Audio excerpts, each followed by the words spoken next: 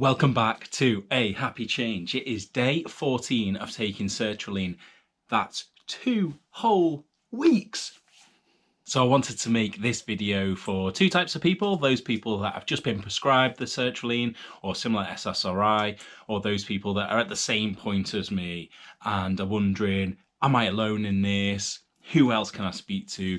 And hopefully find that there are other people who are experiencing the same things as you and feel reassured by that. So hello, if we've not met, my name is Alex and I've been prescribed 50 milligrams of sertraline daily to help with my mental health challenges. So in my case, that's anxiety and depression. If you watch my previous videos, you know that this is the second time that I've been on the medication, and I thought it would be really useful just to document at milestones how things are going. So in the previous videos, I talked about how after you've sought help and you've started to kind of feel like you're on this journey to recovery, you peak a little bit, and then as the realization it's going to be a long journey, you can slowly start to dip down, and in that dip things can happen. You can start to forget to take your medication. You can start to get those feelings of worry or hopelessness because it seems like a long time until actually the medication is going to start kicking in. And that happens really around this second week. And actually, despite the fact that I'm talking about this and I'm making videos, I've struggled with that as well. The difference is that I knew it was coming, I was prepared for it.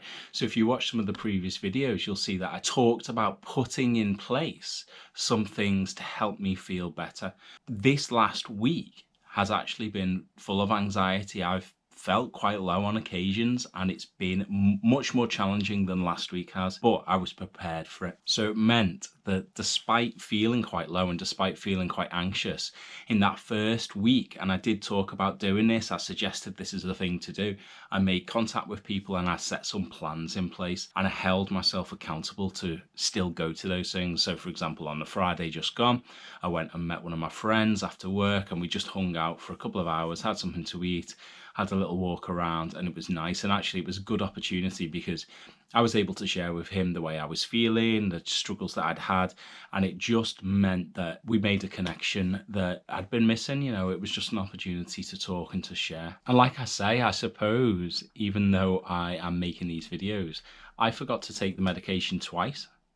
On 2 occasions in only 7 days, I forgot to take the medication. So I had to catch up. You know, I took it later than I planned, or had realized in the middle of the night and took it.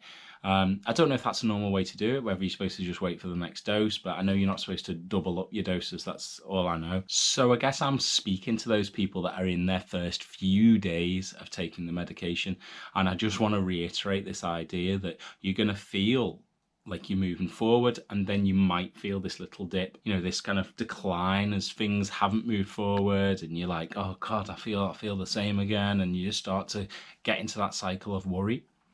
Please, please, please get things in place. And that is easier said than done, but it might be as simple as make a promise to yourself that you're gonna get out more and walk. So one of the things that I did on my Fitbit, because my daughter has a Fitbit as well, is we've synced them up together and we challenge each other. So we've got a daily challenge. So me at work and her at school, we've got a certain amount of steps that we need to reach by the end of the day. And there's some little prizes that we've put in place. She says she is going to buy me a chocolate bar if I beat her. Putting those things in place is really important. What are the things that you can do that are going to make you feel a little bit better when this decline hits? So giving you some examples of the way that I've managed this week of worry. I've already told you about meeting up with one of my friends. I've told you about walking more, exercising more. The other thing is like really cutting back on my financial outgoing. So money is a big stress for me.